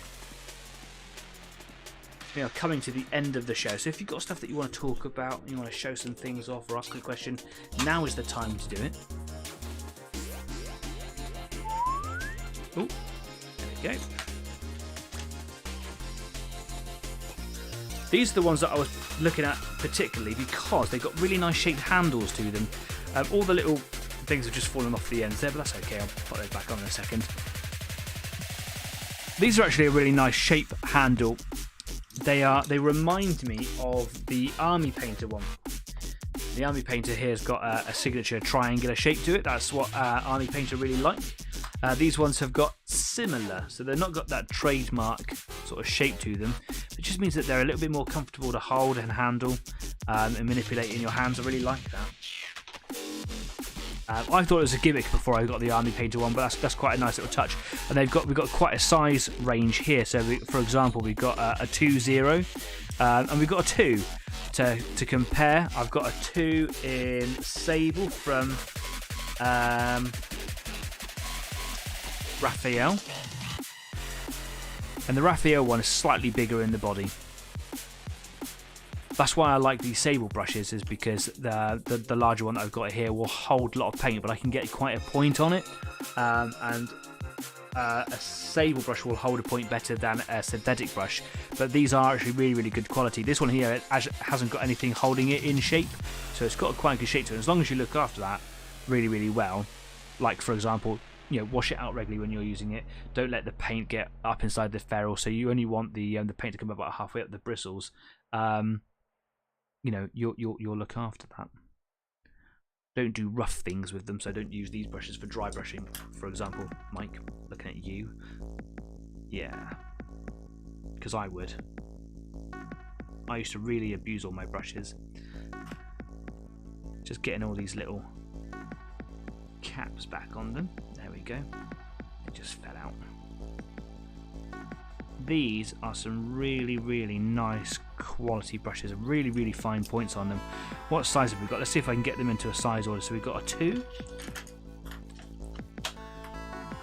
That's a 2-0. There's my 2. Have I got a 1? There's my 1. Rolling away, even with a triangular edge. What else have I got? Got a 2, I've got a 1, I've got a 0. So that's the range that I've got with my Sable, essentially. And then we've got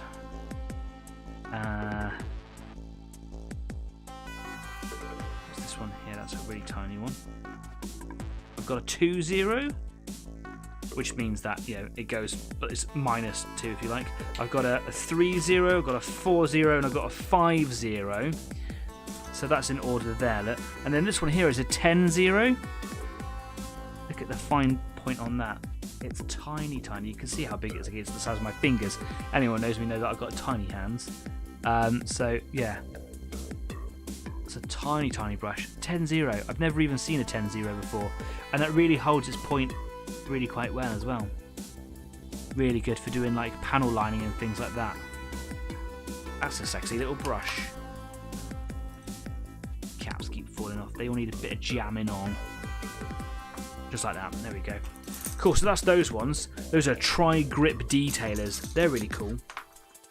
Let's get those. That whole set there, by the way, £7.50. I don't think you can argue with that. That is still half the price of my one sable brush. Try to get back in the little packet there. There we go. And then the last set that we've got here. Really small one in there as well. I can see that too. I'm going to come from this end.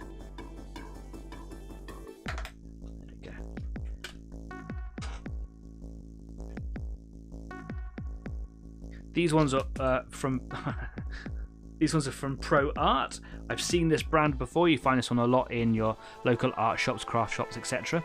I took them out from the end to stop all the things from falling off, and it still barely happened to me, did it? This one here is a 4-0.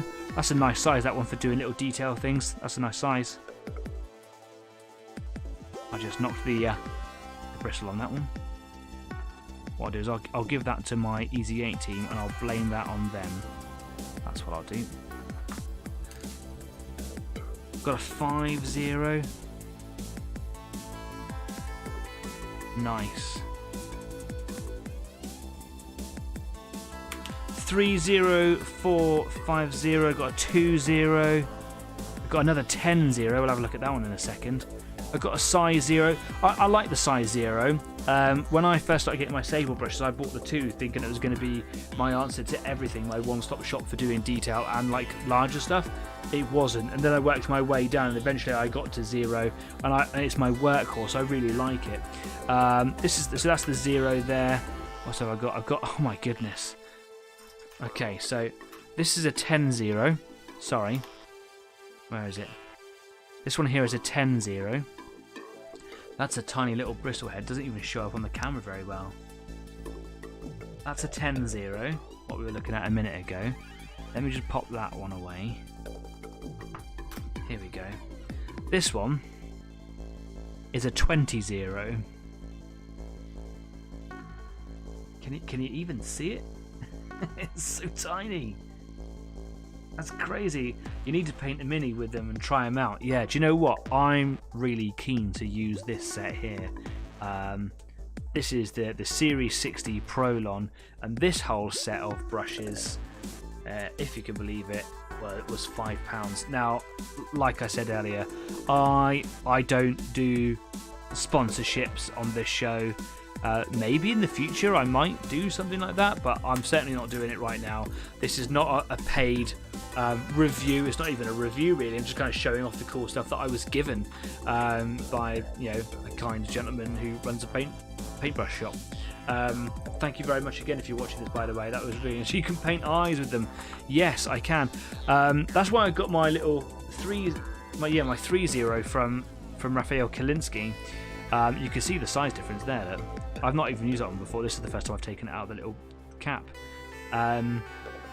So I should be able to get down to a really fine point and do eyes and things like that. But when you've got like a really tiny brush, even easier.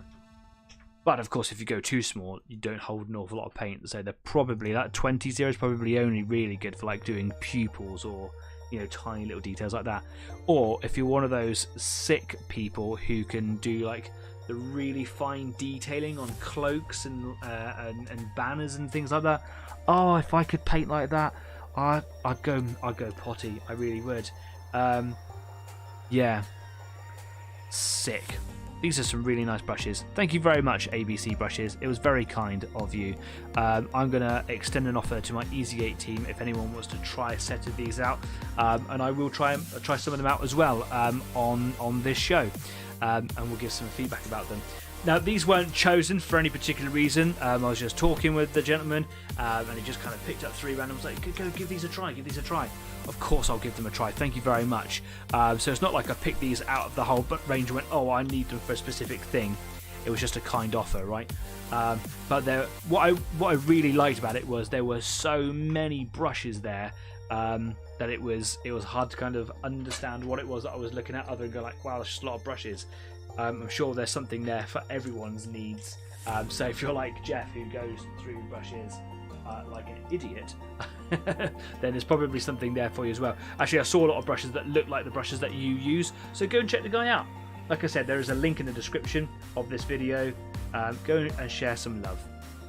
Right, I'm not going to do any more painting on the show. I just kind of want to leave it at a point where you can see what it is that I've done. All my camouflage colours are blocked in. I just need to kind of neaten them up now. This is where my tank is. This is what it looks like. I'm really happy with that. I think staying with this particular red was the best choice. It's a little shiny on the red. That's because I've brushed it in. That's one of the disadvantages, I think, with brushing as well. I'm going to spot that back up with the airbrush. Fluff up some of those defined edges over here. You can't even see most of that bit that I was doing over there because the turret covers it up like I thought it would do. Even if I turn the turret all the way around. Yeah, you can't even see it. Whatever. So yeah, I'll redo these with the airbrush. It'll take me just a couple of minutes really. And then I'm gonna seal it with some varnish to try and protect this bit over here. And I might have a little go at trying to highlight some of the edges with the modulation set of paints that I've got, and just seeing if I can do this sort of effect here that you can see where it kind of goes lighter on some of the edges. That's the whole point of this modulation set. The colours just weren't really what I wanted. Table of Horror says, thank you for another great show. Thank you so much for your kind comments, everybody. So yeah, once I've got that, I'm going to start doing some weathering. Now I do need to get some decals on this bad boy before I can start weathering, but that should just be a simple Amazon shop effort, I think. I can also start doing some of the detailing things on there as well before I do before I start doing the weathering. That weathering is going to be some streaky grime and things like that. Less is more. I will certainly do more on this than I've done with my 1/100 scale tanks and my 15mm ones, but I wouldn't do as much on this as I would do on a 1/35 because I think just too much kind of overburdens its aesthetic. But I can certainly do a bit more on it, make it look a bit more rougher. I wanted it looking dark and nasty and gritty, and I think that it's on its way to do that. Anyway, I'm going to come away from the workbench now. Wonderful. I haven't really been drinking, have I? Here we go.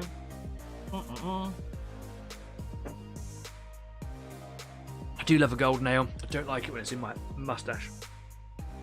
Anyway, a wicked evening. It's been a wicked week. I've loved going away with the Easy 8 crowd. One of the things that I'm looking forward to talking to some of you about on Discord after the show is about some upcoming future events, things that we've been talking about for a little while, and some other opportunities that are kind of in the pipeline and I think would be worth hashing out. That and more, and anything that you want to talk about. If you want to come and join me after the show on Discord at the Easy 8 After Party, there is a link down there if you don't know where it is already. Perhaps you've got it saved to your favourites, that's fine too. Come on over and have a little chinwag. Don't have to, but if you fancy having a chat and having a beer, not minding your P's and Q's, that's definitely the place to come and do it. If you've been painting something this evening, I'd love to know about it, so come and tell me about it. Take some photographs of it. You can stick that up on Discord if you want, or you can put it on Facebook as well. We're on Facebook, Instagram, YouTube, obviously. We're on Discord as well, and links to all of our platforms, again, are all down there, along with a big pile of stack or gathering. What is the collective noun for links? Interesting question. A conglomeration? I'm just making things up now. A wad. There's a massive wad of links down there of places and people and services and websites and Facebook pages and YouTube shows and stuff for you to go and check out of people who I just value, appreciate and love the stuff that they do. Go and show them some love. Tell them that Easy 8 sent you there. and just go and have a look at what's going down there. That's pretty much it from me today. Thank you very much for your company this evening. I've had another wicked evening, if a little slower, but I'm happy with the progress that I've got. Looking forward to seeing your stuff as well. Until next week. In the meantime, be safe, be kind, keep on painting, and I'll see you soon. Take care now. Bye-bye.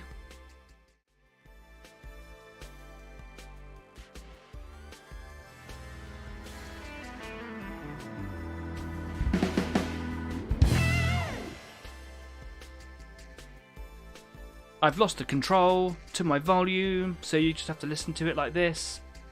My mouse has stopped working. I think the battery may have died. Subscribe! See you later. Bye-bye. Oh, the music timed out really well.